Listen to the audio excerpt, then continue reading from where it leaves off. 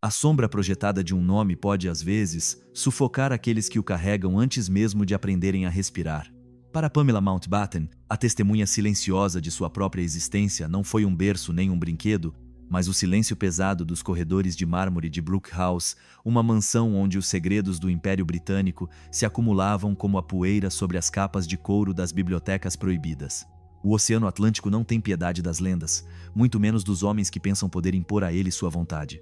No dia 27 de agosto de 1979, o estrondo de uma explosão selvagem rasga o ar salobro de Mullaghmore, na Irlanda. A madeira preciosa do iate Shadow V voa em estilhaços de fogo, projetando detritos de privilégios em um mar que se tornou túmulo. No centro desse caos, um homem que outrora redesenhou as fronteiras do Império. Lord Louis Mountbatten. Mas, enquanto o mundo para de respirar diante do atentado, uma mulher permanece de pé, habitada por uma força tranquila adquirida na sombra dos tronos. Pamela Mountbatten. Ela estava lá quando o sangue real manchou a água salgada, mas ela já estava lá muito antes disso. Testemunha dos sismos invisíveis que abalaram o século XX. Ela estava presente quando o Império Britânico, esse organismo colossal, começou a rachar sob o peso de sua própria arrogância. Ela estava lá, no Quênia, no silêncio sufocante da savana africana, quando uma jovem princesa chamada Elizabeth recebeu a notícia que transformaria sua vida em uma prisão de deveres eternos. Pamela não era uma simples dama de companhia. Ela era a guardiã dos segredos que os manuais de história, em seu pudor hipócrita, preferem calar. Ela viu seu pai, esse gigante com pés de barro, ser arrancado do mundo por uma violência que abalou a Europa inteira, um ato de terrorismo puro que vinha cobrar o preço de séculos de dominação. Contudo, apesar dessa proximidade com o poder absoluto e a tragédia bruta, seu nome continua sendo um sussurro nos arquivos. Quem era realmente essa mulher que atravessou o século sem jamais deixar a luz dos holofotes cegar seu olhar crítico? Por trás da elegância de seu nascimento, esconde-se uma observadora implacável das vaidades humanas. Bem-vindos. Se esta é a primeira vez que você cruza o limiar desta narrativa, encontrará aqui verdades que a história oficial não ousa murmurar. Antes de prosseguirmos, escreva nos comentários o nome de um personagem histórico que, na sua opinião, foi injustamente apagado pelo tempo. Suas respostas são o alicerce deste espaço. Para entender quem foi realmente Pamela Mountbatten, é imperativo dissecar o mundo cirúrgico no qual ela foi lançada. Esse mundo não era apenas extraordinário. Era tão distante de qualquer experiência humana comum que se tornava quase fantástico, não fosse a crueldade dos interesses que abrigava. Em 19 de abril de 1929, Barcelona acorda sob um sol implacável. Mas, para os Mountbatten, a Espanha é apenas mais uma etapa em uma itinerância dourada. Ela nasce no meio da riqueza e da contradição. Segunda filha de um casal que não era uma união, mas uma colisão de ambições. Seu pai, Lord Louis Mountbatten, carregava em si uma sede de glória que beirava a patologia. Ele não caminhava, ele conquistava o espaço. Seu sangue real não era uma herança. Era uma arma de guerra que ele afiava todos os dias para restaurar um prestígio familiar que a Grande Guerra quase aniquilou. Sua mãe, Edwina Ashley, era de outra têmpera. Ela não trazia apenas uma beleza desconcertante para a aliança. Ela trazia o nervo da guerra, o dinheiro massivo. Herdeira de Sir Ernest Cassel, o banqueiro pessoal dos reis, ela dispunha de uma fortuna tão colossal que tornava caduca qualquer noção de limite. Milhões de libras esterlinas que permitiam comprar o silêncio, a lealdade e, sobretudo, o direito soberano de desprezar as convenções.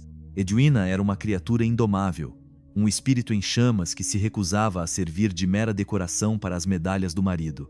Sua sede de liberdade era um abismo. Ela fugia do tédio dos palácios em viagens sem fim e casos que faziam o protocolo estremecer.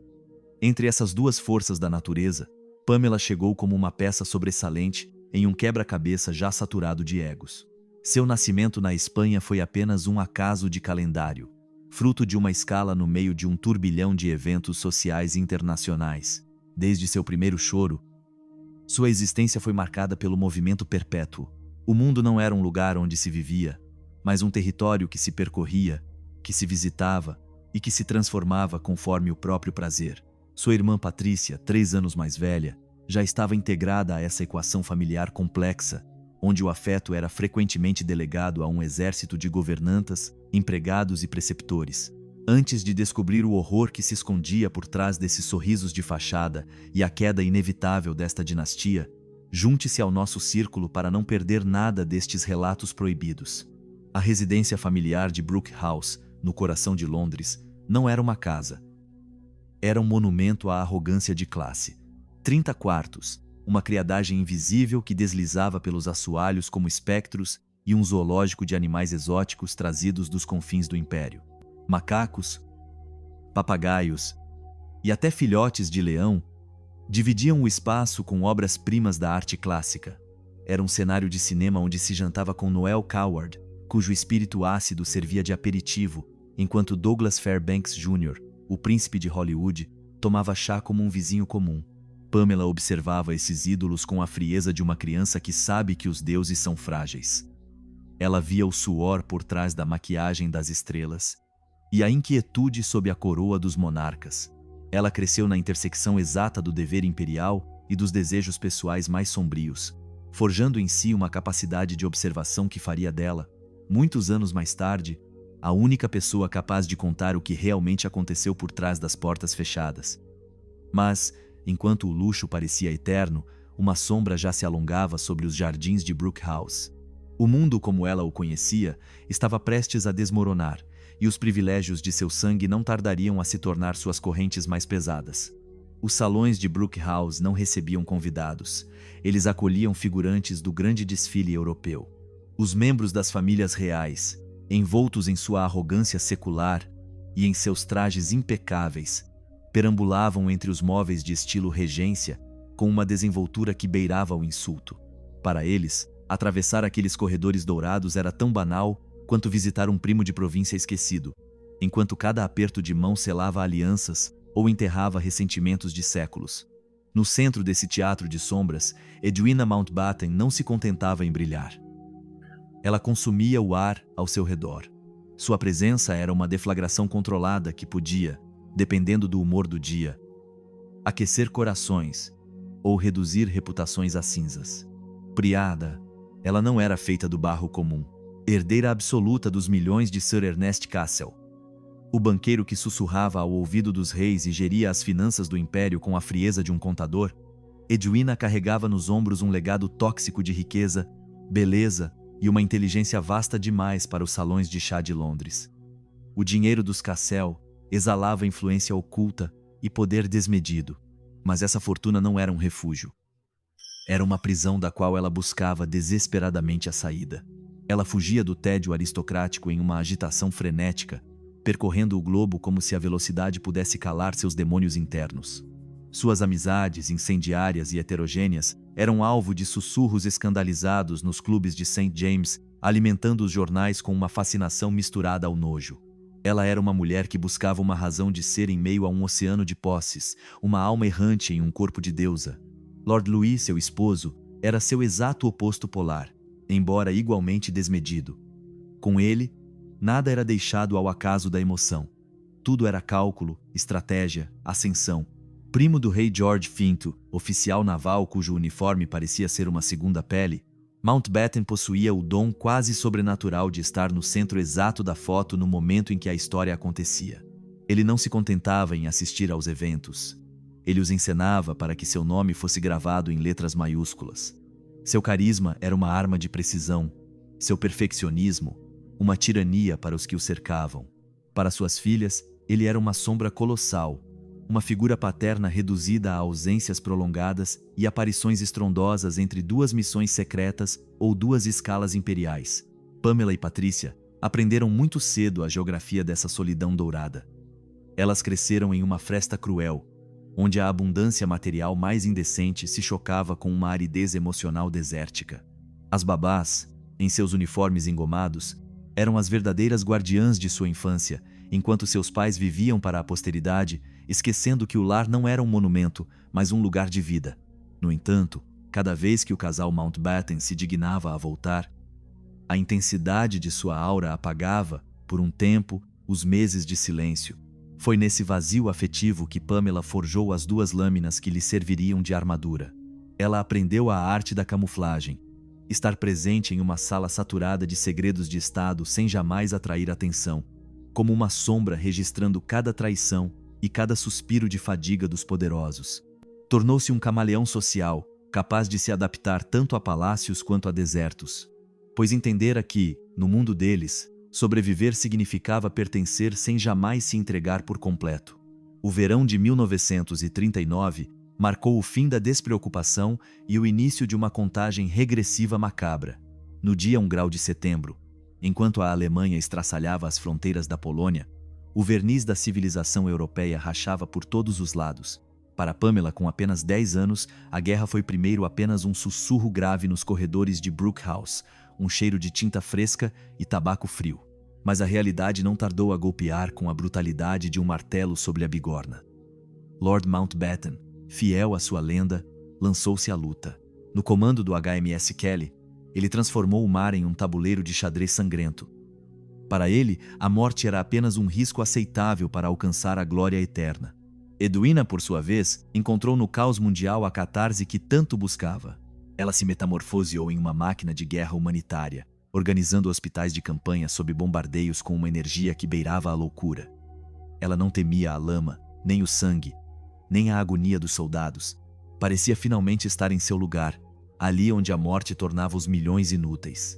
Antes de descobrir como essa guerra destruiria os últimos laços dessa família e os lançaria para um destino ainda mais trágico na Índia. Junte-se ao nosso círculo para não perder nada da continuação deste afresco sangrento. A pequena Pamela via o mundo de seus pais se fragmentar.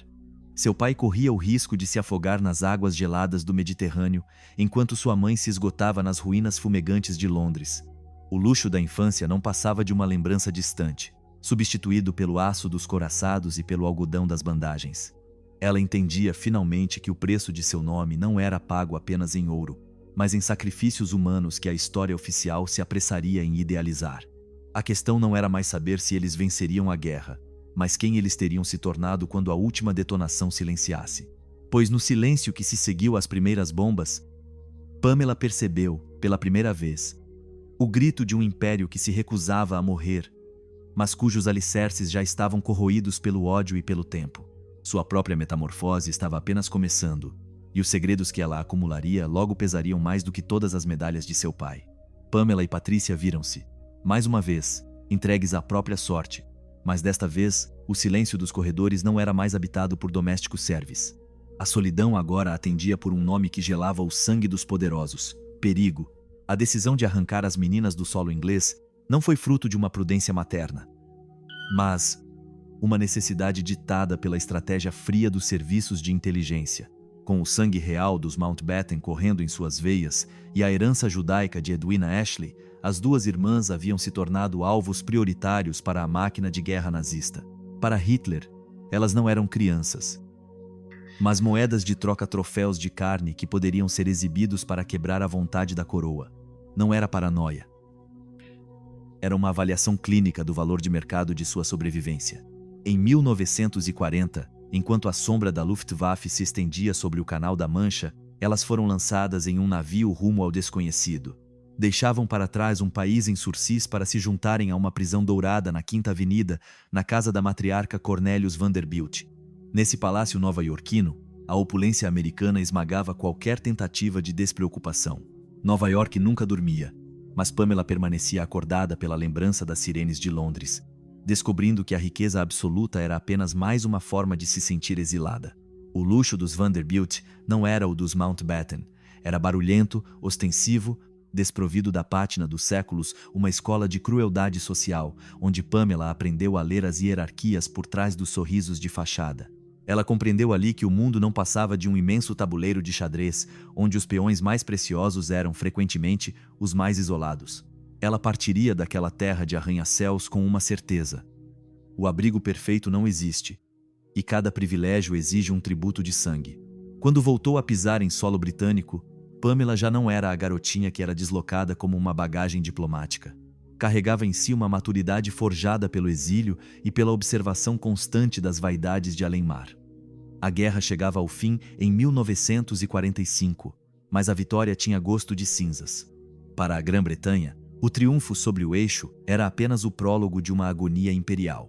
O sistema colonial, essa imensa sanguessuga que bombeara os recursos de um quarto do globo durante séculos, mostrava sinais de decomposição avançada que nem mesmo os desfiles militares podiam mais disfarçar. O império era um gigante exausto, incapaz de manter suas correntes. No coração desse declínio, a Índia ardia. Não era mais apenas uma colônia. Índias apenas era um barril de pólvora de 350 milhões de almas. Uma civilização milenar que se recusava, a partir de então, a dobrar o joelho diante de uma autoridade que se tornara um insulto à inteligência humana. A dominação britânica, velha de 2 séculos, não era mais percebida como uma ordem necessária, mas como uma ocupação parasitária. Gandhi e Nehru haviam transformado a submissão em uma força de resistência sísmica. A questão não era mais saber se a Índia iria escapar, mas que preço Londres faria o país pagar por sua liberdade. Antes de descobrir o braseiro humano que aguardava a família Mountbatten em Delhi e a traição que redefiniria as fronteiras do mundo, junte-se ao nosso círculo para não perder nada da queda dos ídolos. Em 1947, o primeiro-ministro Clement Attlee tomou uma decisão que parecia uma sentença de morte para o velho mundo. Enviou Lord Louis Mountbatten como o último vice-rei das Índias com uma missão suicida: liquidar o império em tempo recorde. Pedia-se a ele que supervisionasse o desmantelamento da posse britânica mais preciosa antes que o sangue submergisse todo o subcontinente. Mountbatten, cujo ego só era comparável à sua pressa, aceitou a tarefa como um messias prestes a realizar um milagre.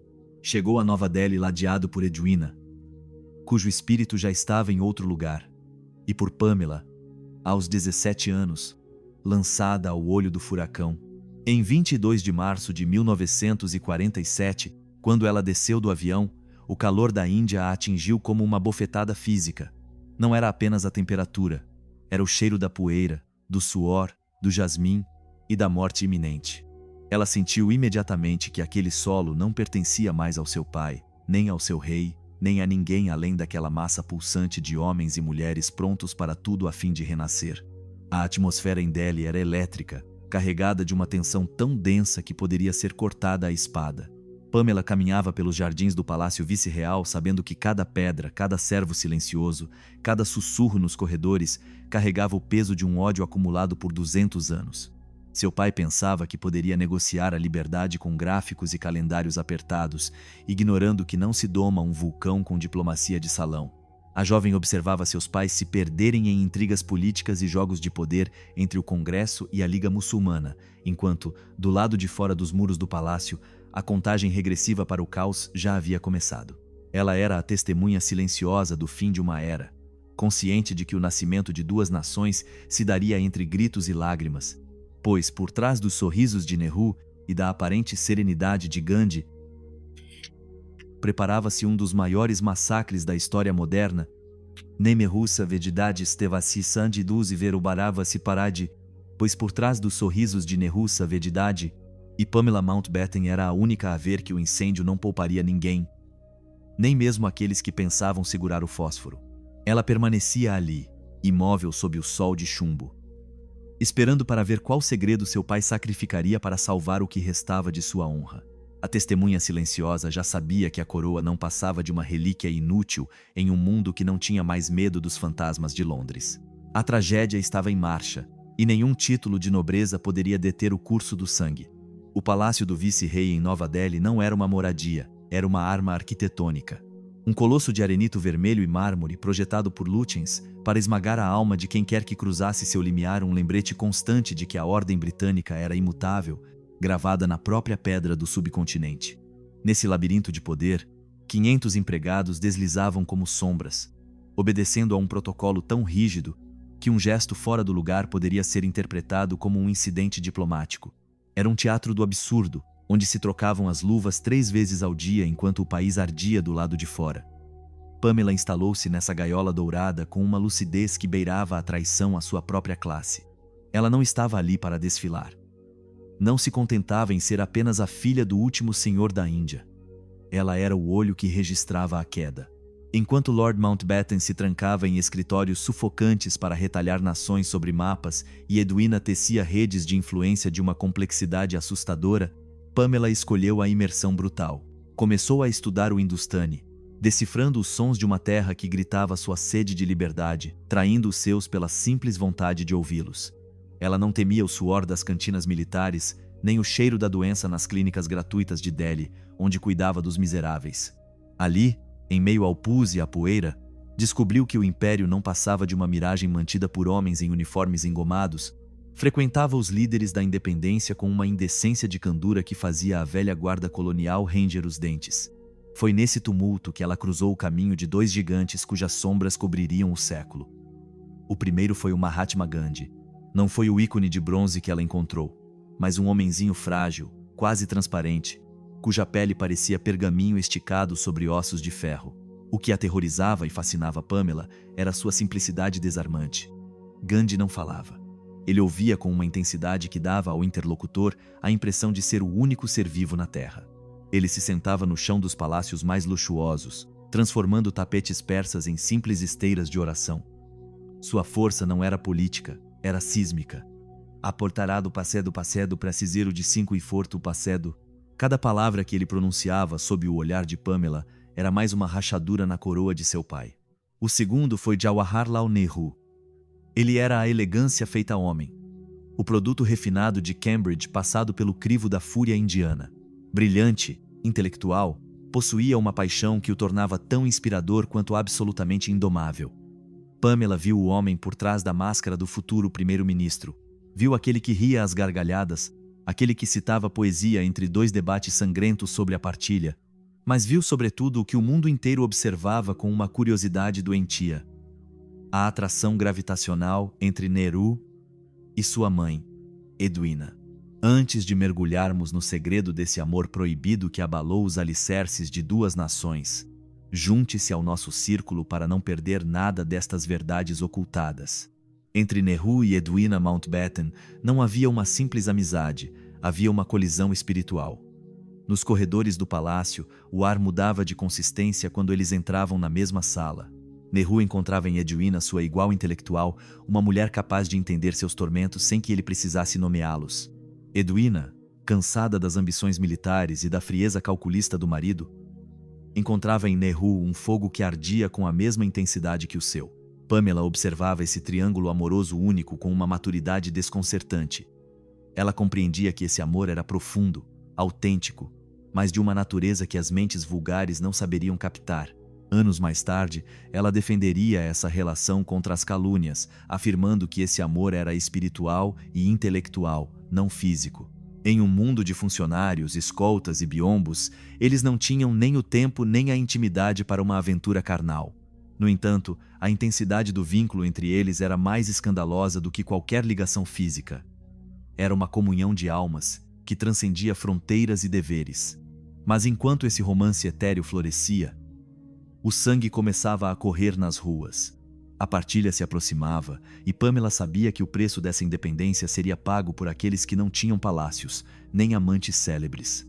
O silêncio das paredes do palácio de Delhi logo seria quebrado pelos gritos de um povo rasgado ao meio, e Pamela Mountbatten estava prestes a ver seu mundo voar em pedaços pela última vez. Pamela compreendeu então uma verdade que suas memórias apenas roçam com um pudor glacial. A intimidade entre Edwina e Nehru não era um simples adultério de alcova para sujar as crônicas sociais. Era um órgão vital da diplomacia secreta. Naquele leito de estado, as confidências de um tornavam-se as alavancas do outro. A confiança cega que Nehru depositava em Edwina permitia lubrificar as engrenagens de uma transição que a burocracia britânica teria tornado estéril. Os carinhos e os silêncios compartilhados entre a vice-rainha e o futuro primeiro-ministro agiam como um anestésico sobre as tensões étnicas prontas para explodir. Naquele equilíbrio frágil de 1947, o menor batimento cardíaco tinha repercussões geopolíticas. O afeto era uma moeda de troca, e o desejo uma arma de pacificação em massa. A primavera e o verão daquele ano foram marcados por uma atmosfera pegajosa. Um calor que parecia carregar o cheiro de pólvora e de medo.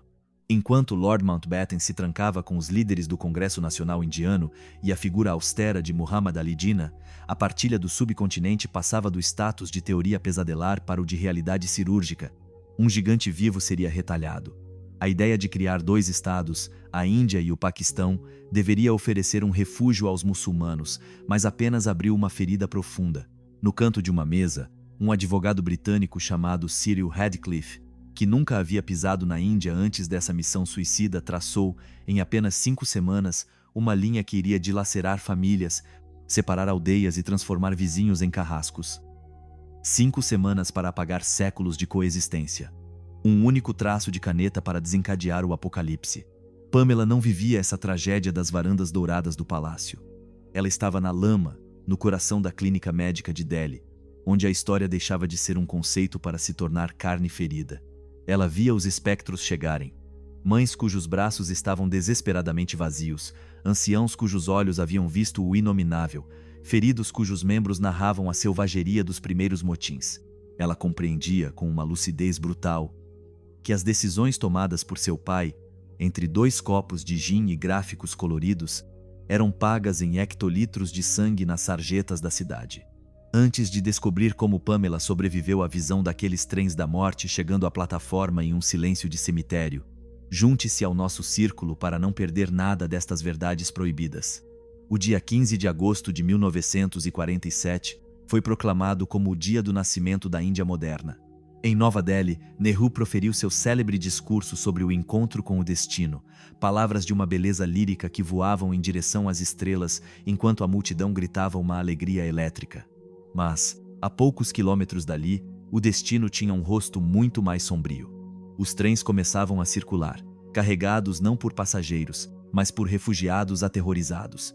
Hindus fugindo para o leste, muçulmanos para o oeste, cruzando-se em um turbilhão de ódio que os arquitetos da partilha não quiseram prever. Nos trilhos, o massacre tornou-se industrial. Trens inteiros chegavam ao destino sem um único sobrevivente, com os vagões transformados em caixões metálicos, tendo como única mensagem escrita em suas laterais o sangue daqueles que ali estavam. Os números causam vertigem e revelam a magnitude do crime administrativo. Entre 200 mil e 2 milhões de mortos em poucos meses. Milhões de seres humanos deslocados, arrancados de suas terras para sempre. Pamela não era mais uma adolescente da alta sociedade. Ela havia se tornado o receptáculo de uma dor coletiva que nenhum privilégio poderia apagar. Carregava em si o peso da culpa imperial, a lição amarga do que o poder produz quando age na urgência e no desprezo pelas realidades humanas.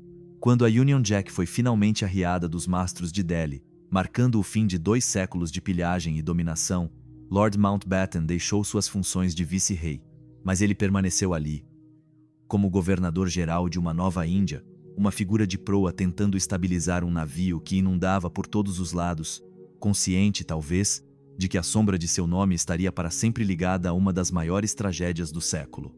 O luxo havia se evaporado, deixando para trás apenas o cheiro frio das cinzas e o olhar de uma jovem que nunca mais conseguiria fechar os olhos para a verdade. Edwina Mountbatten não buscava mais redenção, ela buscava a exaustão total. Enquanto seu marido se atolava nos números de uma partilha sangrenta, ela mergulhava na carne viva dos campos de refugiados. Ela não se contentava em visitar hospitais.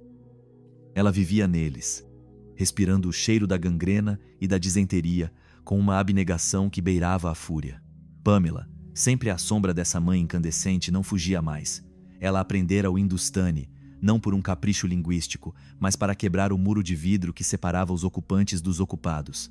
Ela agora falava com os condenados da história, com mães que viram seus bebês serem lançados pelas janelas dos trens, com estudantes radicais cujas mãos ainda carregavam as marcas das correntes britânicas. Ela não era mais a espectadora de um império, era sua confidente involuntária.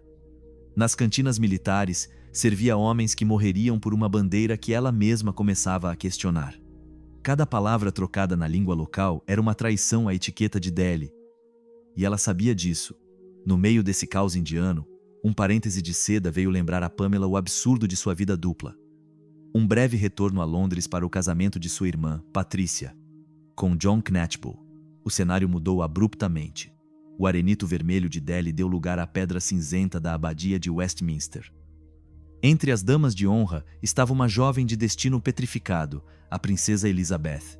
A futura rainha da Inglaterra carregava um buquê de flores frescas, onde Pamela estava acostumada a ver bandagens sujas. Esse contraste era uma agressão sensorial.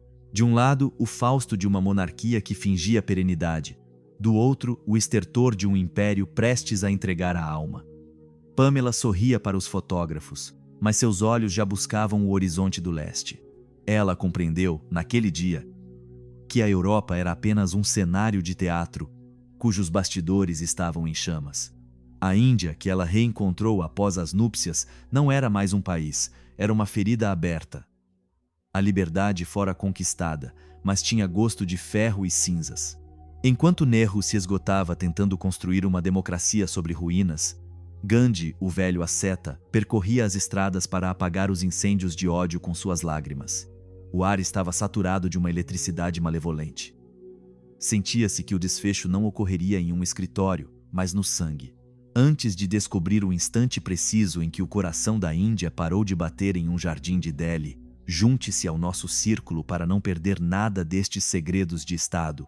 Em 30 de janeiro de 1948, o silêncio caiu sobre o mundo como um manto de chumbo. 3 tiros, 3 detonações secas que rasgaram o ar morno dos jardins de Birla House. Mahatma Gandhi, o apóstolo da não-violência, acabara de ser executado por um fanático hindu a queima-roupa. Pamela recebeu a notícia como um golpe de punhal. Ela não havia perdido apenas uma figura histórica. Perdera o homem que a ensinara a olhar a verdade de frente. A morte de Gandhi marcava o fim da inocência para a Índia e para Pamela soava o toque de recolher de sua estadia. O sangue do velho homem no chão de Delhi era o ponto final de um capítulo que nenhum diplomata soube escrever. O retorno definitivo à Inglaterra, em 1948, foi uma descompressão brutal. Londres era uma cidade fantasma, uma capital vitoriosa, Mazizang, onde as cicatrizes do Blitz lembravam que a barbárie não conhecia fronteiras. A austeridade reinava. As senhas de racionamento substituíam as promessas de glória. Para Pamela, a reintegração na alta sociedade foi um suplício a cada instante. Como se interessar pela organização dos convidados em um jantar de gala quando se viu milhões de seres humanos vagando sem pátria? Ela reencontrava os talheres de prata, os criados de libré e as conversas fúteis sobre caça ou cavalos. Mas algo nela havia se quebrado. Ela se tornara um híbrido, uma aristocrata, cujas mãos tocaram a miséria do mundo e cujo espírito nunca mais poderia se contentar com o conforto da mentira. Ela não renegou seu sangue, mas não permitiu mais que seu nome a cegasse. Aprendeu a navegar entre os salões de Londres e as lembranças da Índia, carregando consigo uma lucidez que assustava seus contemporâneos. Pamela Mountbatten não era mais apenas a filha do último vice-rei. Ela se tornara a testemunha viva de uma transição onde os privilégios de nascimento se apagavam diante da dureza da realidade humana. Ela permanecia ali, ereta, com uma taça de champanhe na mão, mas com a poeira de Delhi ainda gravada nas dobras de sua alma, sabendo que, por trás de cada sorriso da corte, escondia-se o espectro de um império que sacrificara seus filhos para não admitir o próprio fim. Ela era a guardiã dos segredos de uma família que teve tudo, mas que, acima de tudo, perdeu tudo nas chamas da história. O destino não envia cartas de convite. Ele impõe decretos que não se pode recusar sem se despedaçar. Para Pamela Mountbatten, o chamado da princesa Elizabeth não foi uma surpresa, mas o desfecho lógico de uma trama tecida nas sombras por seu pai. Lord Mountbatten, esse marionetista genial, já havia colocado seu primo Philip no leito da futura rainha. Faltava-lhe agora uma sentinela fiel no coração do santuário. Pamela foi designada para se tornar dama de honra. Não era um título, era um sacrifício. Em 20 de novembro de 1947, sob as abóbadas gélidas da abadia de Westminster, ela carregou a cauda de seda de Elizabeth, caminhando entre eflúvios de incenso e cera fria, consciente de que cada passo a afastava um pouco mais de uma vida normal. Ser a dama de honra de uma herdeira do trono é aceitar tornar-se uma extensão de sua sombra, uma presença muda capaz de antecipar um suspiro ou de ocultar uma lágrima antes que ela manche o protocolo. Entre essas duas mulheres nascidas sob o peso esmagador da púrpura, uma amizade foi forjada. Não era a amizade vulgar entre iguais, pois o cargo impunha uma distância intransponível, mas a irmandade de duas prisioneiras de luxo que se reconheciam no silêncio de obrigações absurdas. Janeiro de 1952. O mundo mudava de pele, mas a monarquia agarrava-se aos seus ritos como um náufrago ao seu bote. Elizabeth empreendeu uma turnê pelo Commonwealth, um último suspiro de prestígio para um império que não passava de uma lembrança. O Quênia foi a primeira escala dessa viagem rumo ao nada. Pamela fazia parte do círculo restrito, esse pequeno grupo de eleitos encarregados de manter a ilusão da grandeza britânica sob o sol escaldante da África. Em 5 de fevereiro, o destino as conduziu ao Treetops Hotel, uma estrutura precária aninhada nos galhos de uma figueira gigante, dominando um poço de água onde a vida selvagem vinha beber. Pamela subiu a escada de madeira atrás da princesa, sentindo a seiva da árvore e o cheiro acre da terra africana. Lá do alto, observaram por horas o desfile de elefantes e búfalos, criaturas que não conheciam coroas nem fronteiras. Era uma noite suspensa, um daqueles parênteses onde se acredita que o tempo parou de fluir. Mas, enquanto contemplavam a força bruta da natureza, a milhares de quilômetros dali, no frio estéril do palácio de Sandringham, a morte cumpria seu papel com precisão cirúrgica. O rei George VI não entregou a alma na glória, mas no esgotamento de um corpo devastado. Aos 56 anos, seus pulmões não eram mais que farrapos de carne corroídos pela doença, o preço pago pelos anos de estresse e tabaco necessários para sustentar o papel que ele nunca desejou. Ele partiu durante o sono, sozinho, enquanto sua filha ria com elefantes. Antes de descobrir o momento exato em que o raio caiu sobre aquela floresta do Quênia e a reação glacial que se seguiu. Junte-se ao nosso círculo para não perder nada destes instantes em que o mundo capota. A aurora de 6 de fevereiro de 1952 não foi um nascimento, mas uma execução. A princesa Elizabeth adormeceu, filha de um rei, acordou rainha da Inglaterra sem sequer sabê-lo. Pamela foi uma das primeiras a perceber a mudança de atmosfera. Aquele calafrio que percorre a espinha antes que a notícia seja pronunciada. Quando Martin Charteris, o secretário particular, subiu a escada para informar a sua senhora que seu pai morrera e que seu reinado começava, o silêncio que se seguiu foi mais pesado que o trovão. Pamela permaneceu imóvel, testemunha fotográfica de uma metamorfose instantânea. Viu o rosto de Elizabeth congelar-se, não de dor, mas daquela força mineral que se tornaria sua assinatura. Nem um grito, nem um soluço fora do lugar. A jovem de 25 anos acabara de morrer para dar lugar à soberana. Pamela, educada no culto da discrição dos Mountbatten, ofereceu um apoio que nada pedia, uma presença que preenchia o vazio sem nunca invadi-lo. Ela era a testemunha silenciosa do fim da infância. A viagem de volta para Londres foi uma lenta procissão fúnebre através das nuvens. No avião, Elizabeth fez algo que gelou Pamela por seu excesso de nobreza. Ela pediu desculpas à sua comitiva pelo transtorno causado pela interrupção da viagem. Pedir desculpas por tornar-se rainha, pedir desculpas pela morte de um pai para não atrapalhar a agenda de seus subalternos. Era ali que residia toda a farsa e a grandeza do mundo ao qual Pamela pertencia. Ela voltava para a Inglaterra com a certeza de ter assistido ao último grande sismo de seu século. Vira a Índia se rasgar, vira seu pai brincar com fogo, e acabara de ver uma amiga tornar-se um ídolo de pedra. Pamela Mountbatten atravessou o século XX como quem atravessa um campo minado, com uma elegância que ocultava as cicatrizes. Viu impérios desmoronarem e reis caírem, mas permaneceu como essa testemunha silenciosa, aquela que sabia tudo, mas nada dizia, até que o peso da verdade se tornasse pesado demais para ser guardado.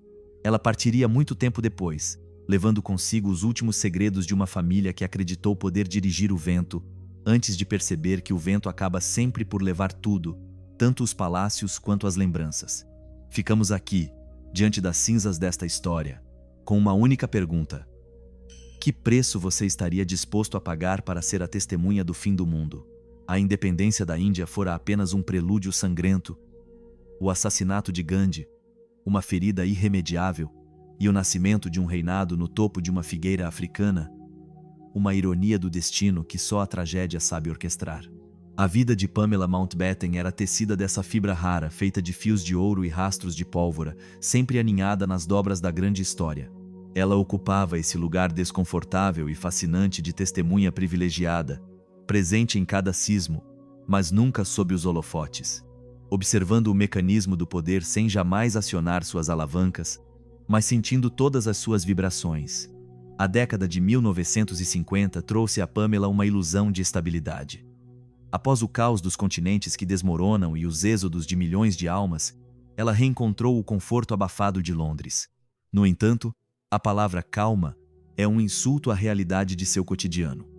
Ser o satélite de uma monarquia nunca é um repouso. é uma servidão de cada segundo. Como dama de honra da rainha Elizabeth II, ela se tornou a guardiã da intimidade real, aquela que vê a soberana retirar as luvas e deixar transparecer, por apenas um instante, o cansaço de uma mulher esmagada por uma coroa pesada demais. A coroação de junho de 1953 foi o apogeu desse teatro de máscaras. Pela primeira vez, as câmeras de televisão violavam o espaço sagrado da abadia de Westminster, oferecendo ao mundo o espetáculo de uma jovem de 26 anos jurando fidelidade a uma instituição milenar.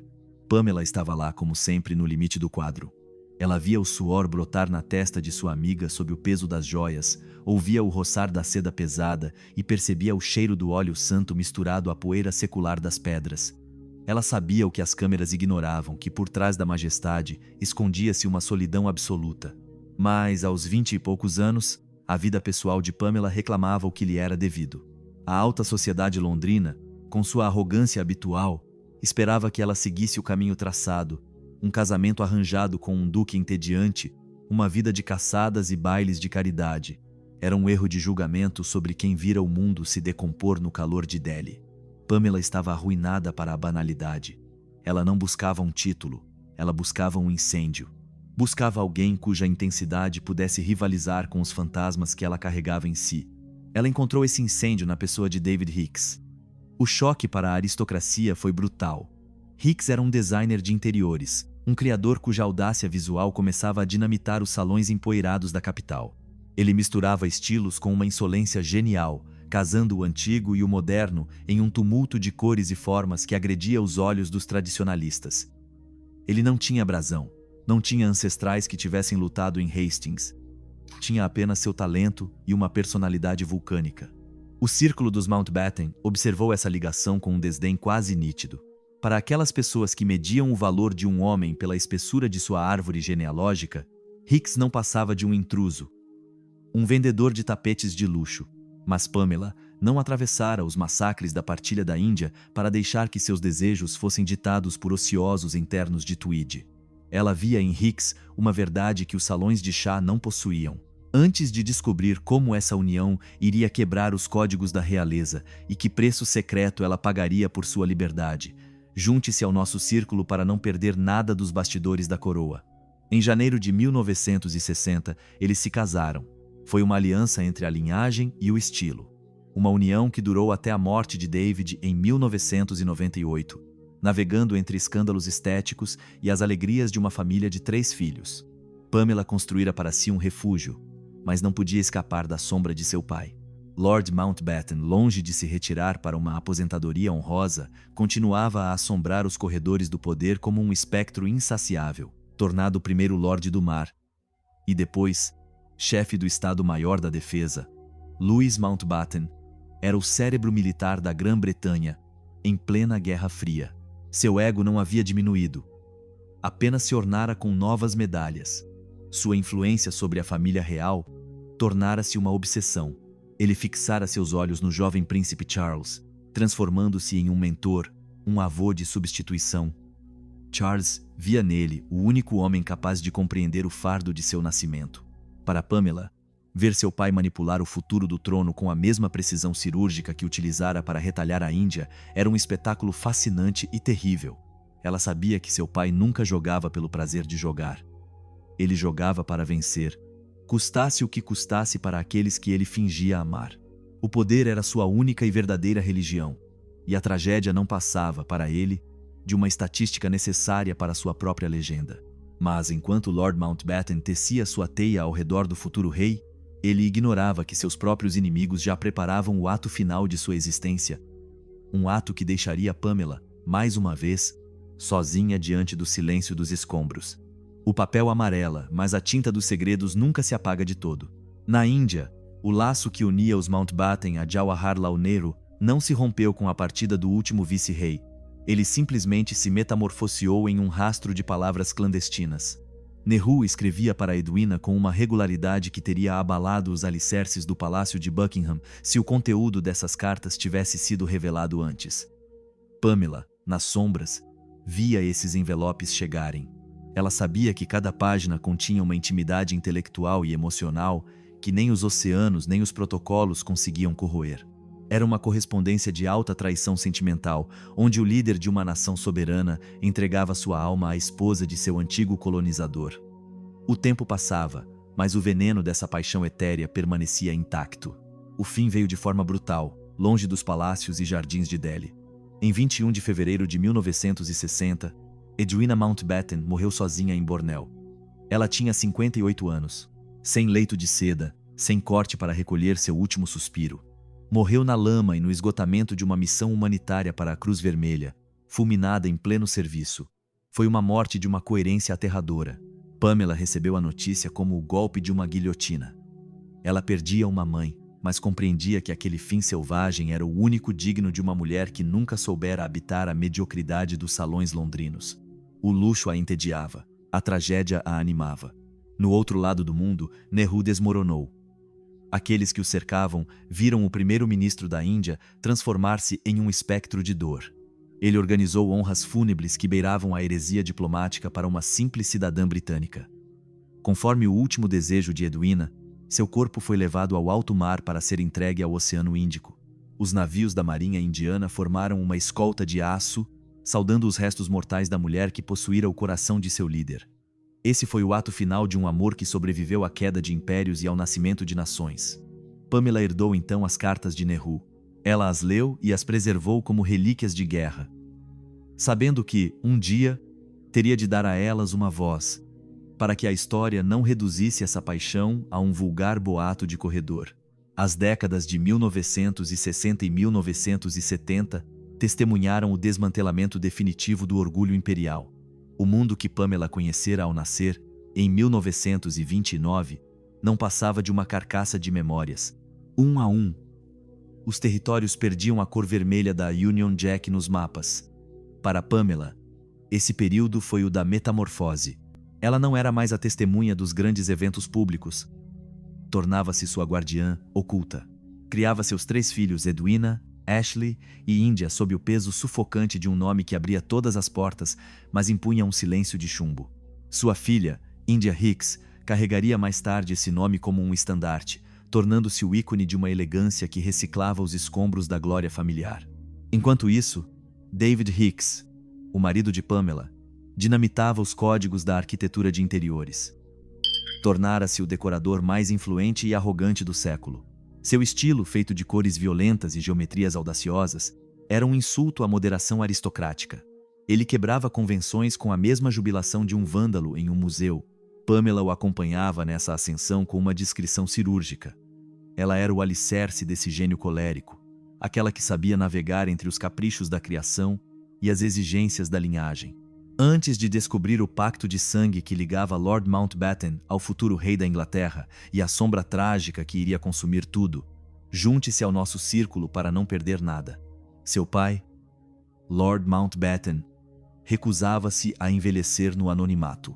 Primeiro Lorde do Mar e depois chefe do Estado-Maior da Defesa, ele continuava sendo o cérebro frio por trás da estratégia nuclear britânica em plena Guerra Fria. Mas sua obra-prima mais íntima era o controle que exercia sobre o príncipe Charles. Ele era seu mentor, seu confidente, o pai substituto que o príncipe buscava desesperadamente. Mountbatten moldava o herdeiro do trono, incutindo-lhe uma visão de mundo onde o dever era uma religião e a ambição, um direito de nascença. Charles chamava seu tio de Dick, com uma devoção que preocupava o restante da família. Pamela via esse laço se estreitar, consciente de que seu pai jogava sua última grande partida de xadrez com a coroa. Mas, por trás do fausto dessa vida pública e do esplendor dos títulos, sombras cresciam na costa da Irlanda. O perigo não era mais uma abstração diplomática. Agora tinha um rosto e a paciência de um predador. A testemunha silenciosa sabia que a história, quando se vinga, nunca escolhe suas vítimas ao acaso. A testemunha silenciosa deste drama não é um homem, mas um casco de madeira modesto, o Shadow V, um barco que carregava em seu nome a escuridão que em breve iria gerar. A Irlanda nunca perdoa, ela espera. No dia 27 de agosto de 1979, o mar de Mullaghmore exibia uma calma insultuosa, um espelho de prata que escondia os monstros agachados nas profundezas da história. Às 11h30, o mundo parou de girar para a família Mountbatten. Uma detonação surda, um clarão de fogo puro, e o Shadow V volatilizou-se em uma nuvem de destroços e sangue. Lord Louis Mountbatten, o homem que comandara frotas inteiras, que redesenhara as fronteiras da Ásia e aconselhara reis, não passava agora de um corpo dilacerado flutuando nas águas frias do Atlântico. O Ira acabara de golpear o coração do Império, transformando uma pescaria dominical em um matadouro a céu aberto. Não foi apenas um atentado. Foi uma execução simbólica filmada pelo olhar horrorizado das gaivotas. O velho almirante, em sua arrogância imperial, pensava que seu nome era um escudo. Ele estava errado. A pólvora pouco se importa com a genealogia. A explosão foi tão poderosa que foi ouvida a quilômetros de distância. Um eco de ódio que acabava de despedaçar o último grande pilar do século britânico. Pamela Mountbatten, em Londres, não ouviu o estrondo, mas sentiu o sopro da tragédia varrer sua vida para sempre. O sangue dos inocentes, o de seu próprio sobrinho de 14 anos e o de um jovem assistente irlandês, misturava-se agora à espuma do mar, selando um pacto de dor que ninguém jamais esqueceria. Durante anos, a Irlanda do Norte consumiu-se em um braseiro que os manuais chamam pudicamente de The Troubles. Uma guerra civil em câmera lenta, onde o cheiro de cordite se misturava ao de chá rançoso nos bairros operários de Belfast. O exército republicano irlandês, o IRA, havia refinado sua crueldade, transformando a violência política em uma linguagem cotidiana. Para esses homens das sombras, Lord Mountbatten não era um avô de férias. Ele era a encarnação viva da opressão britânica. Um troféu de carne cuja queda faria Westminster estremecer. A ameaça estava em toda parte, invisível como o vento marinho. Os serviços de inteligência britânicos, em sua autossuficiência habitual, multiplicaram os avisos. Mas Mountbatten, prisioneiro de sua própria lenda de invencibilidade, ignorava os conselhos de prudência. Ele acreditava sinceramente que os irlandeses o amavam. Ele não sabia que, para aqueles que nada têm, o amor de um aristocrata é a forma mais baixa de desprezo. O castelo de Classiebawn, uma sentinela de pedra dominando a costa de Sligo, era o refúgio de verão dos Mountbatten há gerações. Aos 79 anos, Louis Mountbatten reencontrava ali uma vitalidade quase indecente, pescando lagostas e navegando sem escolta, como se o perigo fosse apenas uma abstração destinada aos outros. O Shadow V não era um iate real. Era um barco modesto, o que tornava a segurança quase impossível de garantir. A embarcação ficava ancorada em um porto público, um alvo imóvel para Thomas McMahon, o especialista em explosivos do IRA. Na noite de 26 para 27 de agosto, a sombra deslizou pelo convés. 25 quilos de gelignite foram escondidos sob o assoalho de madeira. Um dispositivo de retardamento frio e mecânico, pronto para devorar a vida. Na manhã do drama, o sol de Sligo era enganador. Pamela, que ficara em Londres, não podia imaginar a cena. Seu pai, radiante, embarcando com a família para o que deveria ser um simples passeio. Com ele estava Nicholas Knatchbull, de 14 anos, filho de sua irmã Patrícia, uma criança cujo futuro parou no instante em que o detonador clicou. A baronesa Brabourne, de 83 anos, e Paul Maxwell, um adolescente irlandês que apenas buscava ganhar alguns shillings, completavam a tripulação dessa viagem sem volta. A explosão foi uma bofetada de fogo. Em milissegundos, a madeira preciosa estilhaçou-se em milhares de punhais, perfurando os corpos antes que o cérebro pudesse registrar a dor. Mountbatten morreu quase instantaneamente. O último grande almirante do Império afundando com seu navio de fortuna. Antes de descobrir como essa morte destruiu o futuro rei da Inglaterra e a verdade indizível que se escondia por trás das lágrimas de Pamela, junte-se ao nosso círculo para não perder nada das tragédias que forjaram o nosso mundo. A notícia atingiu Londres com a força de um tsunami. Pamela recebeu a informação com a estupefação daqueles que pensam que os ídolos são eternos. Seu pai sobrevivera a 2 guerras mundiais, a conspirações imperiais e a fúria das multidões indianas, para acabar pulverizado por um homem que nunca conhecera. Jimmy Carter expressou sua consternação diretamente da Casa Branca, enquanto a Europa inteira enviava condolências a uma monarquia humilhada. Mas ninguém sofreu tanto quanto o príncipe Charles. Para ele, Mountbatten era o pai que nunca tivera, o mentor cujos conselhos eram sua única bússola. Durante o funeral na abadia de Westminster, em 5 de setembro, o rosto de Charles era uma máscara de mármore estilhaçado. Ele caminhava atrás do caixão, consciente de que o último elo com a antiga grandeza britânica acabava de ser enterrado. Para Pamela, o luto foi um exílio interior. Ela não perdia apenas um pai. perdia o eixo central de seu universo. Patrícia, sua irmã, carregava um fardo ainda mais pesado. Sobrevivera à explosão, mas tivera de enterrar o filho, Nicholas. O sangue dos Mountbatten fora derramado não em um campo de batalha, mas em um momento de lazer burguês, sublinhando a fragilidade absurda das dinastias. O Ira conseguira o que queria. Provara que ninguém, mesmo com o sangue dos reis nas veias, estava a salvo da vingança do povo. Pamela Mountbatten restou então sozinha com as memórias de Delhi, os segredos de Edwina e os destroços do Shadow Fee. Ela era agora a guardiã de um templo em ruínas, a última testemunha de um século onde a elegância era apenas o véu lançado sobre uma brutalidade insuportável. O castelo de Classiebaum ainda se ergue na costa irlandesa, vazio e frio, assombrado pela lembrança daquele verão de 1979. A testemunha silenciosa, esse mar que engoliu o almirante, continua a bater contra as falésias, indiferente às lágrimas dos aristocratas e aos sonhos dos revolucionários. A vida de Pamela encerrou-se muito depois, mas sua alma permanecera lá, nas águas escuras de Mullaghmore, buscando desesperadamente entre os estilhaços de madeira a verdade sobre um pai que quis governar o mundo, mas que não pôde proteger os seus. A história se lembrará dos títulos, mas o silêncio se lembrará do grito de uma criança de 14 anos no meio das chamas. Uma reflexão inquietante permanece. O poder nunca é um escudo. Ele é apenas um farol que atrai as tempestades. Patrícia não carregava o luto apenas na alma. Ela o carregava na carne, lacerada pelos estilhaços de madeira e metal do Shadow Fee. Ela havia sobrevivido ao inferno, emergindo das águas de Mullaghmore ferida e assombrada pelo último olhar de seu filho de 14 anos. No entanto, nos anos que se seguiram a esse massacre, o milagre não foi a cicatrização de seus corpos, mas a de seus espíritos. Pamela e Patrícia, as duas herdeiras de um nome que outrora dominara os oceanos, recusaram-se a se tornar profissionais do rancor. Elas tomaram a palavra com uma serenidade que deixou os observadores sem voz. Não era a paz dos resignados, mas a força daqueles que perderam tudo e decidem que o sangue derramado não deve se tornar um veneno para as gerações futuras. Quando a rainha Elizabeth II iniciou, décadas mais tarde, o perigoso processo de reconciliação com a Irlanda, as irmãs Mountbatten foram as primeiras a oferecer apoio. Elas tinham todos os motivos do mundo para gritar por escândalo, exigir vingança ou amaldiçoar aquele solo irlandês. Escolheram a compreensão. Uma escolha de ferro. Uma elegância brutal que lembrava que a verdadeira aristocracia não reside nos títulos, mas na capacidade de domar os próprios demônios para não incendiar o futuro. Esse foi o último legado de Edwina e Louis. A ideia de que, mesmo na derrota ou na tragédia, a dignidade é o único adorno que nunca murcha. Os anos 80 viram Pamela afastar-se dos holofotes para se refugiar em uma existência mais discreta, embora nunca totalmente comum.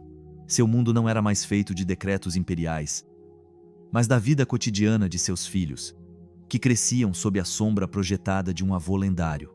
Seu casamento com David Hicks permanecia uma aliança de contrastes, uma colisão criativa entre a tradição de seu status e a audácia visual de um marido que se recusava a se curvar diante do passado.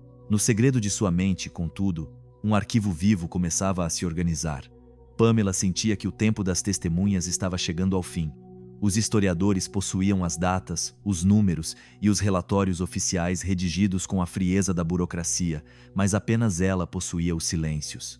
Ela sabia o que os arquivos ignoram: a temperatura de uma sala antes de uma decisão histórica, o tremor imperceptível de uma mão, o cheiro do jasmim que se mistura ao do medo nos jardins de Delhi. Ela esperava sua hora, com aquela paciência infinita que se adquire quando se viu impérios nascerem e morrerem. A morte de David Hicks em 1998, após uma lenta agonia, deixou Pamela diante de um novo silêncio. Aos 69 anos, a solidão não é um vazio, é um espelho. As paredes de sua casa pareceram subitamente estreitas demais para conter os espectros de seu passado. A ausência do marido agiu como o catalisador final de uma urgência que ela não podia mais sufocar. Era preciso escrever, não para justificar, mas para restituir a carne e o osso de uma época que o mundo se preparava para mumificar. Em 2007, ela publicou India Remembered, uma obra que ia muito além da simples curiosidade social. Era um testemunho cirúrgico, um mergulho nas entranhas da partilha de 1947 pela única pessoa que teve a inteligência de não se considerar o centro do mundo, mesmo estando no olho do furacão. O público, sempre ávido pela sujeira sob o veludo, esperava revelações sobre o caso entre sua mãe e Nehru. Pamela não se esquivou, mas o fez com uma franqueza que cortou os fantasmas vulgares. Ela confirmou o óbvio. Eles se amavam. Era um amor profundo, visceral, uma comunhão de almas que marcou a existência deles mais do que qualquer vitória política. Mas ela foi implacável sobre a natureza desse vínculo. Não era uma ligação física. Mabel Bari, naquele tumulto de revoluções, cercados de funcionários, guardas e espiões, eles não tinham nem tempo nem espaço para a carne. O amor deles se nutria de cartas, de olhares trocados sobre mapas de Estado-Maior, de uma presença mútua que valia mais que qualquer abraço. Ela devolvia à sua mãe a sua verdade, a de uma mulher que encontrara em um estadista indiano o que seu próprio meio nunca pudera lhe oferecer, uma igualdade intelectual e espiritual absoluta. Pamela Mountbatten partiu com o segredo de sua própria resiliência, deixando para trás a memória de uma mulher que viu o império desmoronar sem nunca baixar os olhos. Ela permanece como essa testemunha silenciosa que viu a realeza nascer em uma árvore e morrer em uma explosão, compreendendo melhor do que ninguém que a história é uma besta selvagem que nunca se doma verdadeiramente. O Shadow V repousa em algum lugar no esquecimento dos arquivos, mas as ondas do Atlântico continuam a bater na costa da Irlanda, indiferentes aos nomes que gravamos no mármore. Pamela sabia que a única coisa que sobrevive a coroas e bombas é a memória daqueles que tiveram a coragem de olhar a verdade de frente. Uma reflexão nos assombra enquanto a cortina cai sobre esta linhagem. Se o poder é uma ilusão e a glória um sopro de vento, o que resta de uma vida passada à sombra de gigantes, senão o silêncio de quem tudo viu e que, finalmente, encontrou a paz ao escrever o seu próprio fim? O sucesso de seu primeiro livro foi apenas um aviso, uma brecha aberta na represa do silêncio. India Remembered confirmou o que os editores mais cínicos já previam. A vida de Pamela Mountbatten não era uma simples sucessão de datas, mas uma epopeia de uma riqueza venenosa que exigia uma expansão brutal. Não se resume à agonia de um mundo em alguns capítulos temáticos. Em 2012, ela publicou Daughter of Empire, Filha do Império. O título, por si só, soa como uma condenação ou um fardo genético. Desde seu nascimento sob o sol enganador de Barcelona até os anos de maturidade, onde os fantasmas falam mais alto que os vivos, Pamela entrega finalmente a autópsia completa de uma dinastia. A crítica se inflama. O Wall Street Journal ousa a comparação com Downton Abbey, não pelo verniz romântico, mas por essa capacidade única de transformar uma mansão aristocrática em um telescópio apontado para o colapso da civilização. Sem esse testemunho, a história seria apenas uma sequência de estatísticas frias e relatórios ministeriais desprovidos de alma. Mas o que separa esse relato das memórias habituais da nobreza britânica é o olhar de Pamela, esse zoom psicológico que se recusa a parar em passagens de viagem ou etiquetas de mesa. Ela não era uma turista da desgraça. Onde seus contemporâneos viam apenas massas anônimas, ela se lembrava do calor úmido de uma pele febril, a de uma criança indiana agonizando em uma clínica de Delhi. Ela se lembrava do cheiro da poeira e do desespero nas roupas de uma refugiada que cruzara fronteiras invisíveis carregando apenas a própria sobrevivência como bagagem. Ela deu um rosto aos líderes estudantis, esses jovens cuja juventude fora devorada pelos cárceres coloniais e que, na manhã da independência, encontravam-se diante de um futuro que precisavam inventar sobre as ruínas de um sistema que os desprezava. A Newsweek, com uma ponta de ironia ácida, qualificou a obra como o livro mais aristocrático já escrito. Um elogio envenenado que sublinhava o paradoxo de Pamela. Ela escrevia do topo da pirâmide do privilégio, mas sua tinta servia para iluminar as zonas de sombra que seu próprio mundo criara. Nela não há condescendência, apenas a curiosidade cirúrgica de uma mulher que compreendeu, no sangue e nas lágrimas, que a dignidade humana não conhece hierarquia. A obra também despia o mito Mountbatten com uma lucidez que beirava a traição familiar. Lord Louis Mountbatten aparece nela como um gigante moldado por falhas, um homem cuja vaidade só era comparável à sua inteligência tática. Por trás das medalhas e das poses heróicas, escondia-se uma necessidade de reconhecimento quase patológica, uma arrogância que tornava suas decisões tão brilhantes quanto imprevisíveis. Pamela não busca erguer uma estátua de mármore para seu pai. Prefere mostrar o homem de carne, capaz do melhor e do mais questionável. Ela trata a gestão da partilha da Índia não como uma epopeia gloriosa, mas como um nó górdio histórico que o tempo ainda se recusa a desatar. O dossiê da partilha continua sendo a ferida purulenta da memória britânica, e os escritos de Pamela trazem uma luz crua sobre o que os historiadores oficiais preferem ocultar atrás de gráficos. O calendário imposto por seu pai é, ainda hoje, o centro de um debate feroz que opõe a estratégia à moral. O plano inicial de Londres previa uma saída honrosa para junho de 1948. Mountbatten, em um acesso de pressa que alguns chamam de genialidade e outros de loucura assassina, decidiu antecipar o prazo em 10 meses, fixando o fim do Império para 15 de agosto de 1947. Seus defensores juram que essa aceleração era o único meio de evitar uma guerra civil total, um mal necessário diante de uma situação que se tornara vulcânica. Mas os fatos são teimosos e sangrentos. Antes de descobrir o papel macabro desempenhado por um simples advogado britânico que nunca havia pisado na Ásia e cuja caneta iria apagar milhões de vidas do mapa, junte-se ao nosso círculo para não perder nada destas verdades ocultadas. Os detratores de Mountbatten apontam o dedo para a precipitação obscena com que as fronteiras foram traçadas. O advogado Cyril Radcliffe, o testa de ferro dessa tragédia administrativa, dispôs de apenas 5 curtas semanas para dividir um subcontinente milenar. 5 semanas para separar rios de suas nascentes, camponeses de suas terras e irmãos de seus lares, sem nunca ter pisado no solo que estava mutilando. Esse traço de caneta, lançado sobre um mapa por um homem que ignorava tudo sobre a realidade indiana, foi o detonador do êxodo mais massivo e violento do século XX. Pamela viu a tinta de Radcliffe se transformar em rios de sangue.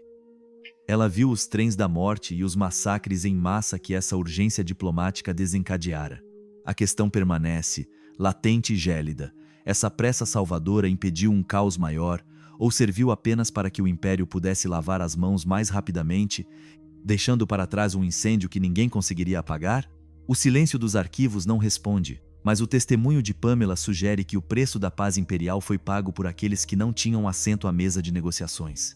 A história é escrita pelos vencedores, mas é assombrada pelas vítimas. E Pamela Mountbatten escolheu dar voz aos espectros. Pamela nunca buscou desatar o nó górdio da política com julgamentos peremptórios, mas seus escritos oferecem uma substância que as academias jamais poderão produzir, a textura bruta e sangrenta do instante. Onde os historiadores alinham números, ela desenha cicatrizes.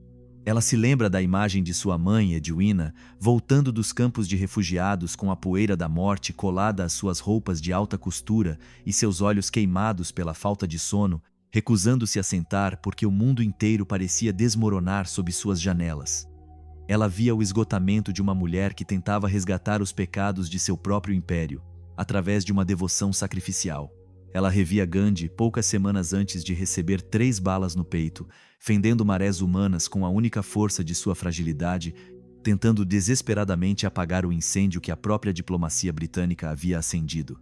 Ela capturava a imagem de Nehru no dia da independência, aquela máscara de triunfo rachando sob o peso vertiginoso de um destino que não deixava espaço para o repouso.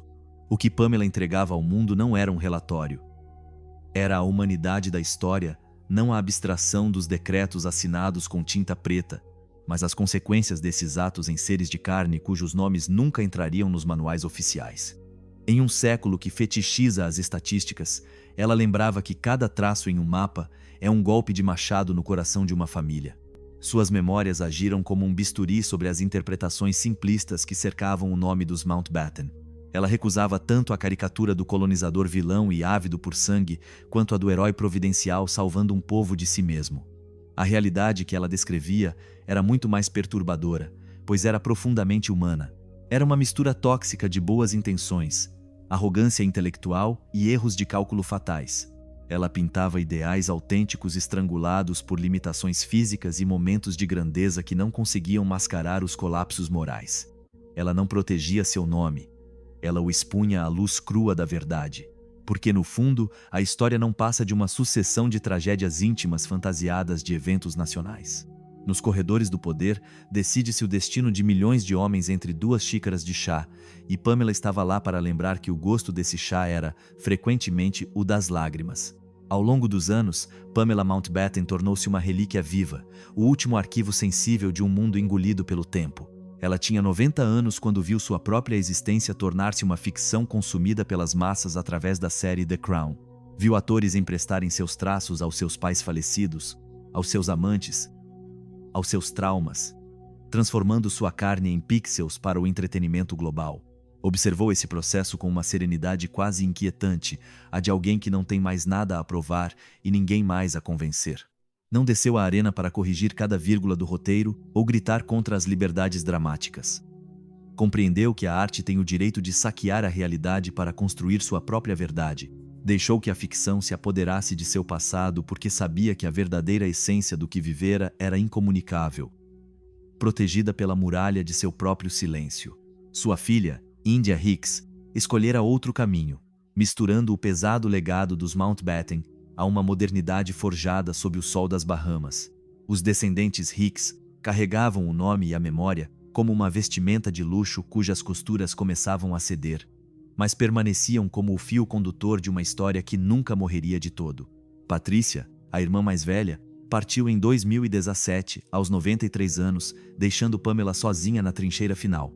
Antes de compreender o último segredo que Pamela levará consigo para o túmulo, junte-se ao nosso círculo para não perder nada dos últimos ecos do Império. Com o falecimento de sua irmã, a própria arquitetura da família Mountbatten desmoronou. Pamela era agora a única sobrevivente, a única capaz de dizer: "Eu estava lá", com a autoridade glacial de quem não precisa de provas. Ela ocupava essa posição de solidão absoluta, onde se percebe que os arquivos são cemitérios de papel. Sabia que quando fechasse os olhos, algo único se evaporaria. O som exato da voz de Gandhi, o cheiro da tempestade sobre o palácio de Delhi ou o frescor do sol de abril na Índia, em 1929. Tudo o que dá sabor a uma vida não pode ser transmitido nem por livros, nem por imagens. É a maldição da testemunha. Carregar um mundo inteiro dentro de si e saber que ele morrerá com o último batimento cardíaco. Pamela Mountbatten permanecerá como a sombra que não quis se apagar, a última testemunha de uma época em que pensávamos que o mundo nos pertencia. Para percebermos, tarde demais, que somos apenas convidados efêmeros de nossa própria tragédia. O silêncio final não será o do esquecimento, mas o de uma mulher que tudo viu e que, enfim, tem o direito de não dizer mais nada. Pamela sabia disso no mais profundo de sua carne. O tempo não é um aliado. É um predador que devora as lembranças até que delas reste apenas a poeira dos arquivos. Seus últimos anos não foram um crepúsculo pacífico à sombra de um jardim inglês, mas um ato de resistência ferrenho. Uma transmissão febril para arrancar a verdade das garras do esquecimento. Ela concedia entrevistas com uma paciência de sentinela, confessava suas dúvidas aos historiadores e mantinha uma correspondência elétrica com aqueles que ainda ousavam escavar os escombros de seu século. Não era a vaidade de uma velha aristocrata em busca de luz, mas a vocação de uma testemunha responsável que sabe que se ela se calar, a realidade morrerá com ela. Ela era a última arquivista das emoções imperiais, aquela que colocava ordem no caos dos documentos oficiais. O que Lady Pamela Mountbatten encarna na geografia do século XX ultrapassa os títulos de nobreza e as fitas de seda. Ela nunca usou uma coroa, nunca assinou um tratado de paz, nunca comandou um exército. Ela era mais do que isso. Ela era o eixo humano, o tecido conjuntivo entre os momentos em que o mundo capotou. Sua grandeza residia em uma discrição quase subversiva. Ela estava lá quando o Império deu seu último suspiro na Índia, observando o desastre sem o cegamento partidário daqueles que precisam ter razão. Ela estava lá, empoleirada naquele galho de figueira no Quênia, quando uma princesa se tornou rainha, habitando aquele instante sagrado sem jamais tentar usurpá-lo. Ela viu seu pai ser reduzido a cinzas pelo ódio político e escolheu, com uma brutalidade elegante, a compreensão em vez da vingança. Perdeu sua mãe cedo demais e preservou sua sombra sem jamais precisar santificar lá para honrá-la. Amou um homem brilhante e devastador, David Hicks, e narrou sua união com uma honestidade que faz corar os românticos de salão. Antes de descobrir o último segredo que Pamela levou para o túmulo e aquela imagem precisa que assombrava suas noites, junte-se ao nosso círculo para que a história nunca se apague.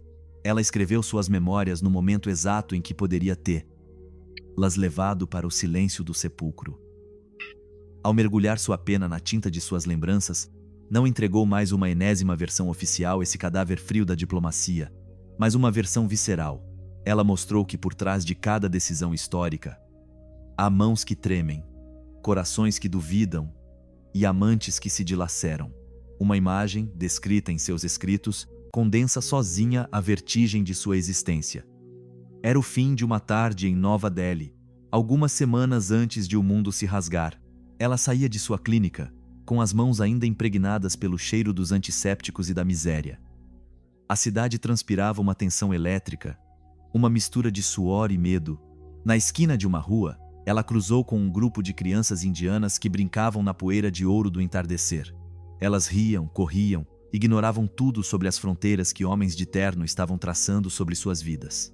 Pamela olhou para elas e compreendeu, em um clarão de lucidez trágica, que todo aquele barulho de impérios, aquelas negociações de palácio e aquelas tragédias de sangue tinham apenas um objetivo: que aquelas crianças pudessem um dia rir sem que ninguém decidisse, em seu lugar, o nome de sua pátria. Um instante de verdade pura que não figura em nenhum manual escolar, pois o poder tem horror à inocência. Lady Pamela Mountbatten, tornada Lady Pamela Hicks, apagou-se em 25 de junho de 2025 em sua residência na Inglaterra. Tinha 96 anos. Um século de ferro e seda extinguiu-se com ela. Os obituários dos grandes jornais tentaram encerrá-la em parágrafos estreitos, rotulando-a como a filha do último vice-rei ou a dama de honra da rainha. É a mentira habitual dos vivos sobre os mortos. Tudo isso era verdade, mas tudo isso era irrisório. Pamela era a guardiã das frequências invisíveis da história. Ela compreendera muito cedo que carregar o nome dos Mountbatten não era um privilégio, mas uma carga que só termina quando os dedos não podem mais segurar a caneta. Existe um fio invisível que liga a garotinha de Brook House, espionando os segredos dos poderosos nos corredores, à mulher de 96 anos que entregou suas últimas verdades para que pudéssemos finalmente compreender. Sua lealdade não era dedicada às instituições, mas à realidade bruta dos seres. Ela se recusava a simplificar, rejeitava as versões confortáveis, resistia tanto às hagiografias quanto às condenações sem nuances. Em um mundo que fabrica heróis de plástico e vilões de papelão, seu olhar tinha uma profundidade quase insultante para a nossa época de consumo imediato. Ela não queria um pai sem defeitos, nem uma mãe sem sombras. Ela queria humanos, com sua grandeza de mármore e sua fragilidade de vidro. O império morreu, os mapas foram queimados, os atores deixaram o palco. Resta apenas esta voz. A de uma mulher que escolheu narrar a derrota com dignidade. Pois, sem o olhar dessas testemunhas responsáveis, a história torna-se apenas um mito conveniente. Pamela Mountbatten viveu para testemunhar, e este é seu legado mais cortante.